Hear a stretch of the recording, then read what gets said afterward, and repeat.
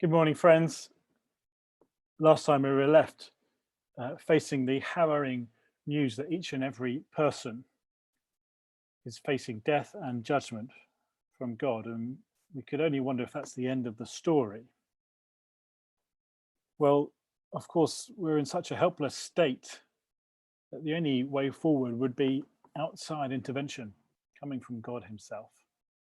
And despite the fact that we're the ones in the wrong against Him, gloriously, He does exactly that. And that's exactly what He did when He sent His Son, Jesus Christ, into the world because of His love for us.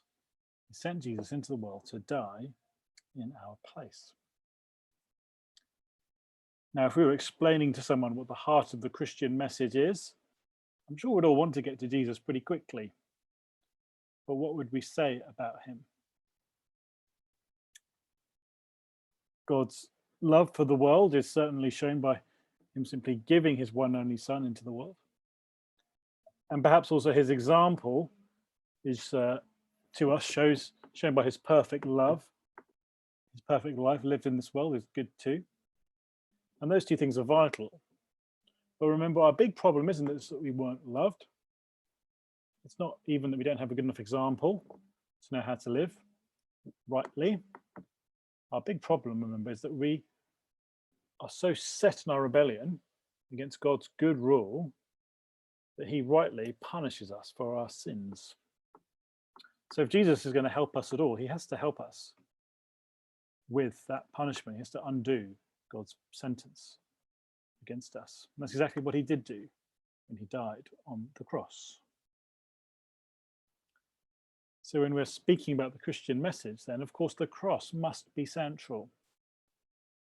But sadly, I have seen and heard many times when Christians talk about Jesus and explaining the gospel, but maybe miss out the cross altogether, or the very best maybe mention it, but don't make it central. But the cross is what deals with our big problem, so the cross must be central, as it is in the Bible.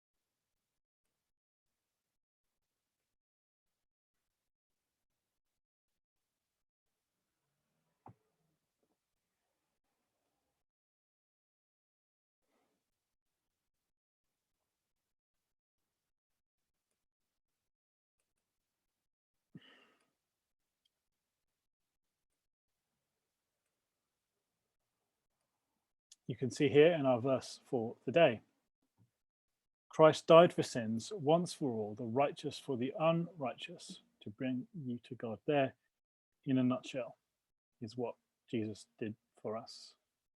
Yes, it's vital that He lived a righteous life so that He could do something about us and our unrighteousness. But what He did as a righteous person was to die for sins, for all of us in our sinful state, so that all of us could then come to God.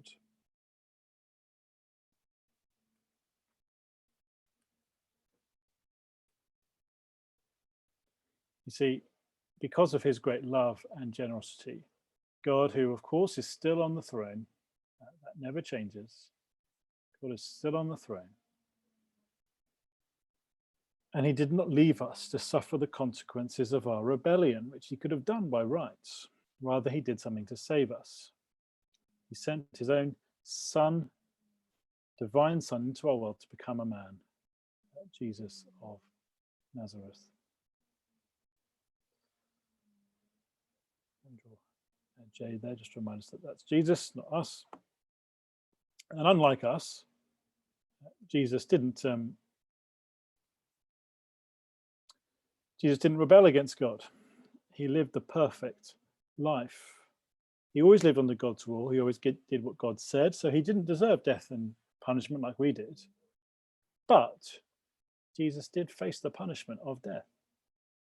Although he had the power of God to heal the sick, to walk on water, and even raise the dead, Jesus allowed himself to be executed on a cross. That's a cross. So why did he do that? Well, of course, Jesus came not just to live in isolation, but he came into our world. The Bible tells the incredible news that Jesus died as a substitute for people like us, everyone else who lives in this world that God made.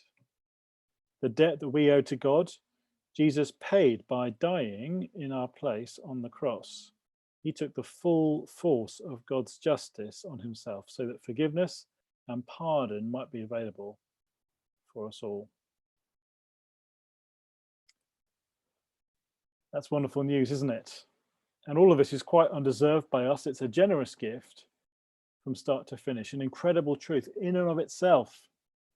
But the wonderful news is there's more to come. So please do tune in on Monday morning to find out more. Why not use the weekend to practice the boxes that we've learned so far with someone?